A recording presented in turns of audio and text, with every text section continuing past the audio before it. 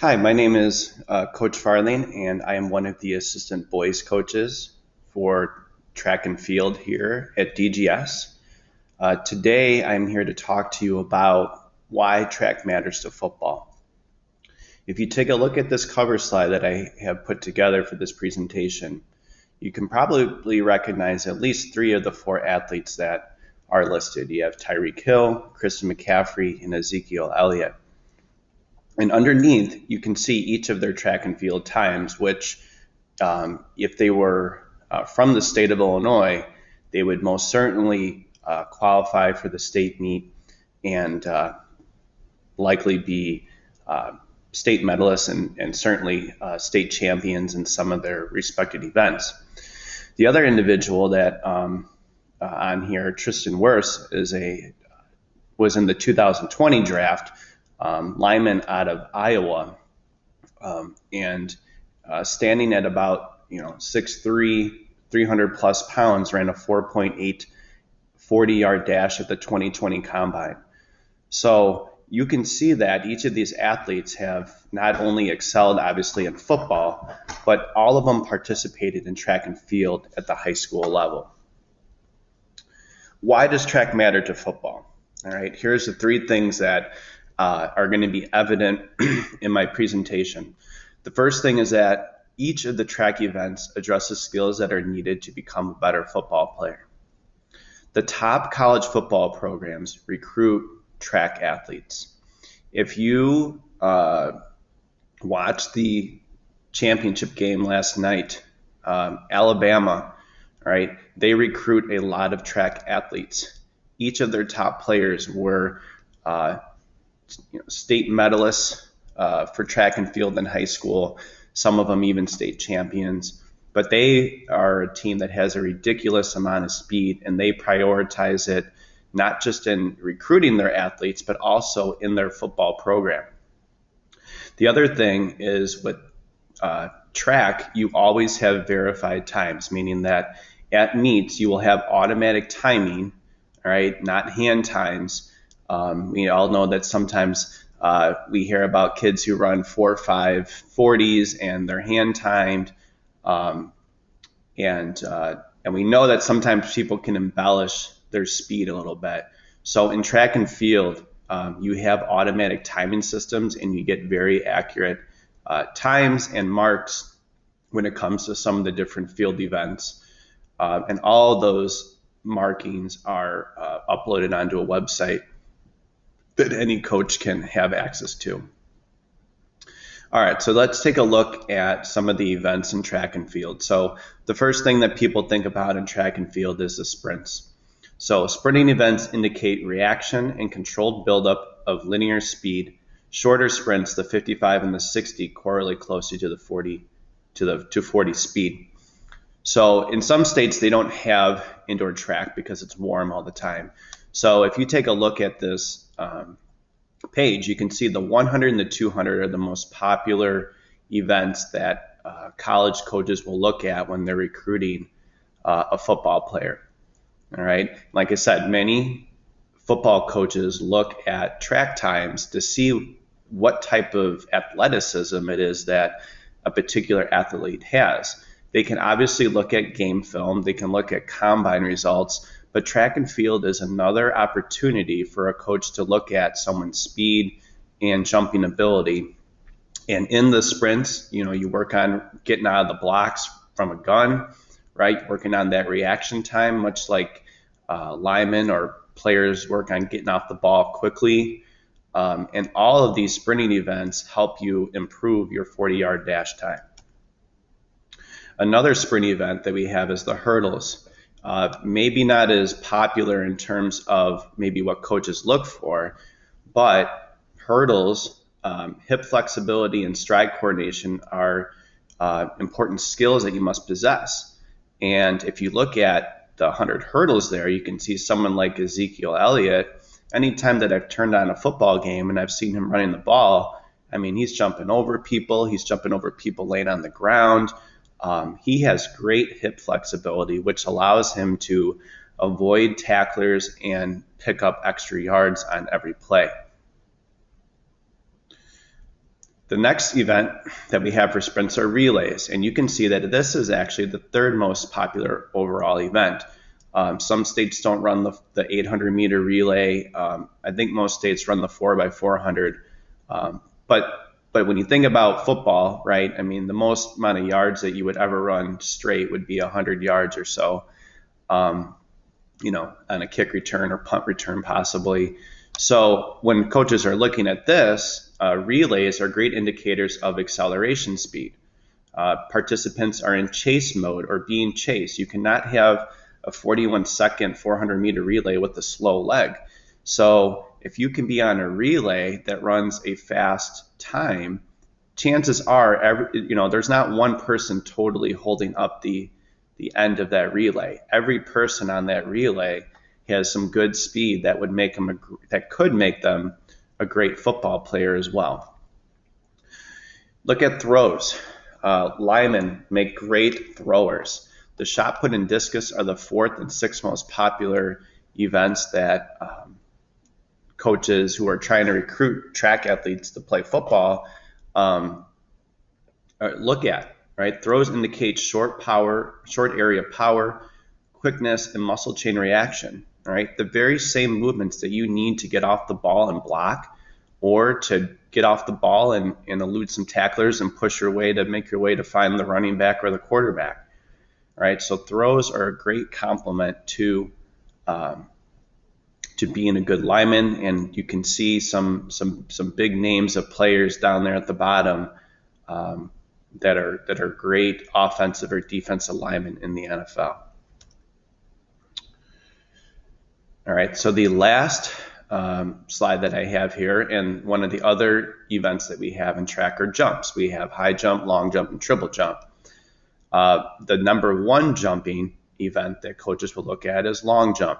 All right, you run as fast as you can, and you project yourself up in the air into a vertical and try to get out in the sand pit as far as you can.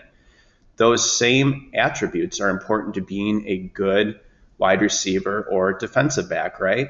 You're not going to just catch passes all the time by just outrunning someone, right? Sometimes you're going to go up against someone that's the same height, they might be taller, and you have to have the ability to jump up and grab the ball. So jumping is also a great indicator of people who are going to end up being good wide receivers or defensive backs. And again, you can look at some of the names that are on the bottom. Brandon Marshall is one that really stands out to me, who had played for the Bears for a few years, 48-foot triple jumper. Richard Sherman, 50 feet in high school. That is outstanding. Okay. Very, very great marking there. Okay. And then the other thing I should point out too is just the logo next to each person's name is where they went to school. All right. So why should you join track and field? All right. You're not as good as you think you are. We all know that it's very rare for someone to be offered a college scholarship, no matter what level of college football you might be interested in. And really, if there's a way to get yourself ahead and make you stand out amongst everyone else, track and field is a great opportunity to showcase your speed. We know that speed kills. Speed is the most important skill, probably in most ball sports or team sports. I can't really think of too many sports that speed would not be beneficial to making you better. My second and third bullet points there, the slowest D lineman at the 2020 Combine ran a 5.2, and an offensive lineman standing at 6'7", 364 ran a 5.1 in the 40-yard dash. Those times are what helped them be drafted for the NFL in the first round. Okay, there's a picture from last year, our school indoor record being broken there at Mustang Relays. 3 of the 4 gentlemen there ran track and field, are also on the football team here at DGS. What you measure, you improve. We record every workout at practice, whether we're doing short sprints or longer sprints. Everything is recorded. I put it on a Google Sheet and I send it out to all the athletes so they know exactly where they're at all times on the team. We come back to the same measurements throughout the entire season so that you can look at how you're improving. You won't sit on the bench. Okay, we have 2 levels of track. We have fresh, soft, and we have varsity. Sometimes we even have just freshman meets. We have 18 different events between sprints, relays, jumps, and throws. There is a spot for you on our team. All right, and it's all based on your performance and not the opinion of a coach. Track and field is not a time robber. Most of our practices are between 60 to 75 minutes. Sometimes they're maybe even a little bit shorter, sometimes maybe even slightly longer, but pretty much about an hour to hour 15 minutes is what our practice entails. And in a normal season, we would not have practices over spring break, and the weekends are completely off unless, of course, we have a meet on Saturday. And you will always leave practice with gas in your tank so that you can go home and get your homework done. Middle school ain't track. We all know that middle school track is organized chaos. We run in many highly competitive meets. We have great indoor and outdoor state meets that bring in more spectators than even football state championships. And we have coaches that between our experience as athlete and coaches is over 50 years of experience. So you're going to have coaches that are very knowledgeable about the sport, learners of the sport, and will make you better athletes for football. You can be an MVP for us. Last year we had 1 freshman and 5 sophomores that earned varsity letters. All right, so this isn't just like juniors and seniors get the awards. If you are fast, you will have a spot for us on your team. Facts don't lie. All right. If you look at the University of Alabama and North Dakota State, those are the national champions in the Bowl Series and the Championship Series in football. If you look over there on the right-hand side, you can see that all Division I Division I programs, the average is about 57% of them participate in track and field, right? And this is over the last 6 years or so. Alabama, 62% of the athletes that they recruit participate in track and field.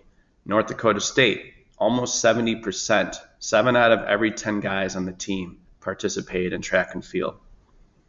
If you look at all the Division I conferences, whether they play in the Bowl Series or the Championship Series, you can see that with the exception of maybe the Mid-American Conference, which NIU is a part of, every one of them, at least 50% of their teams, those recruits, participated in track and field.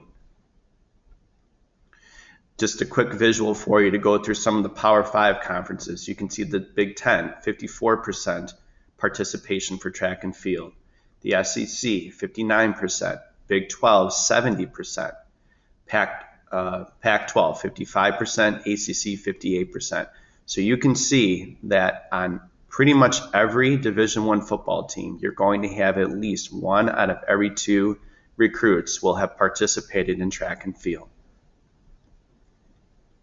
Look at the Under Armour All-American game, right?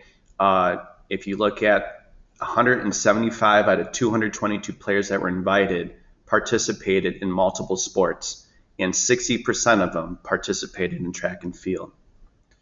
NFL draft last year, 217 out of 255, 85% of the players who were drafted in the NFL participated in more than one sport. 56% of them participated in track and field. O-linemen, 51% participated in track and field. Look at all the backs and skill positions there that I circled, 55%, 70%, 64%.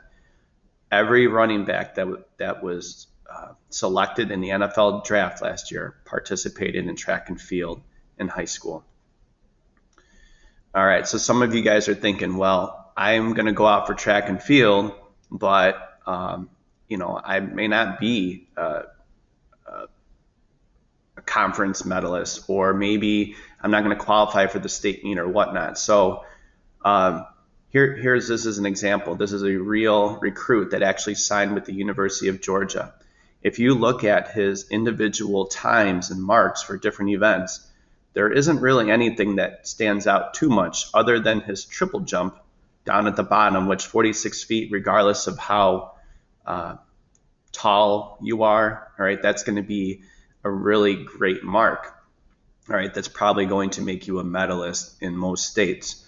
So the point being is that anything that you can do to get yourself a little bit faster, to jump a little bit higher, could be the difference between you reaching your goals in terms of any high school or any football that you would like to be a part of after high school. And the thing is this guy is 6'3", 220 pounds. So we know that that is a big person. So his times maybe don't look overly impressive, but it does demonstrate that he has some athleticism or enough athleticism. And between his track and field marks and his football footage and some combine results, I'm sure the coach was able to use all that data to determine that he was good enough to come play for the Georgia Bulldogs. So the last thing I want to touch on here is, what does a week of practice look like for us? So we usually have 2 workout days. On Monday, we usually do longer sprints. On Wednesday, we do shorter sprints. Tuesday and Thursday are usually recovery days, or the guys that need to work on hurdles and jumps, they'll get some of their technique work in for their events.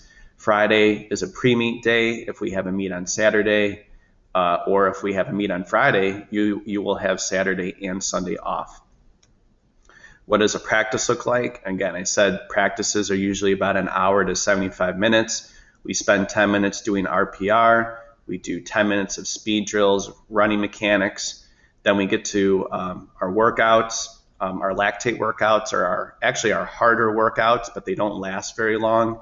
The speed workouts only take a while because you're trying to time 40 guys one at a time. So that's what makes it take a little bit longer.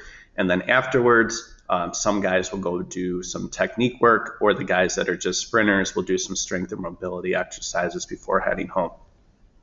If you guys have any questions at all, you can contact Coach Senf, or you can contact me, Coach Farthing, at the email addresses that are listed. Thank you again for taking the time to watch this video, and I hope to see you out for track this spring. Thanks.